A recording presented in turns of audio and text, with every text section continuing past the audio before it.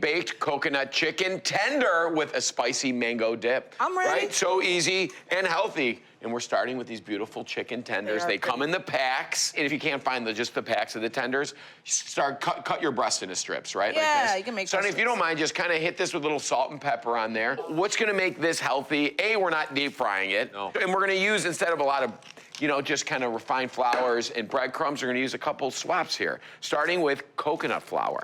This is gonna start our Feb station, which is our standard breading station, flour, egg, breadcrumbs. So, Sonny, once you do it, you can help me kind of start dredging it in there. Here I have a little bit of egg. That's gluten-free too, Jeff, coconut What flour. is? Yes, very much so. And then we got just a little bit of light coconut milk, just to help kind of enhance that coconut flavor, right? Because these are coconut chicken tenders. And this is Layers of flavor. Layers of flavors, but this is where this recipe was inspired by. That my son loves chicken fingers, chicken tenders, whatever you want to call them, right?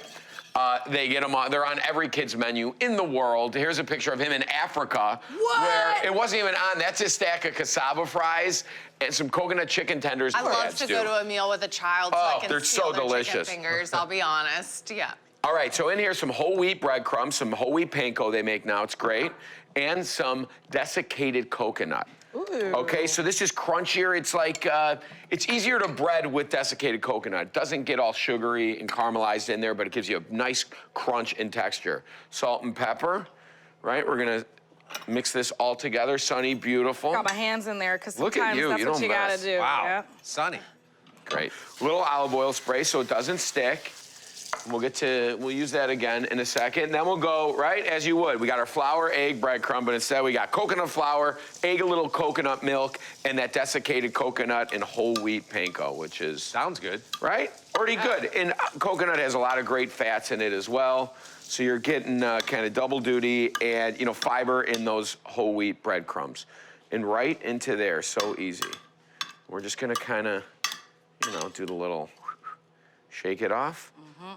And start layering just like that. How easy is that? You can do Super 12. This is simple. 12 of them. You can do as many as you got. You can freeze at Kids, this moment right here. Totally. Pull it out. Jeff, it's such a good method that you're using the wire rack on top of the baking sheet. That's how you get that fried effect. then. Exactly. All the super crispy.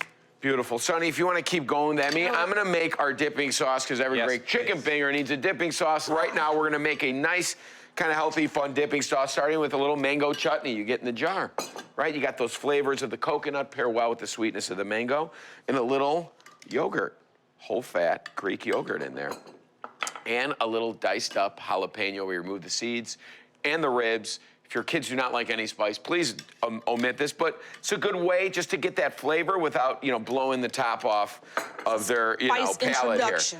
And that's it, just a nice quick thing, and you got the capsaicin and the jalapeno, which does boost the immune system. And metabolism. And metabolisms, here we go.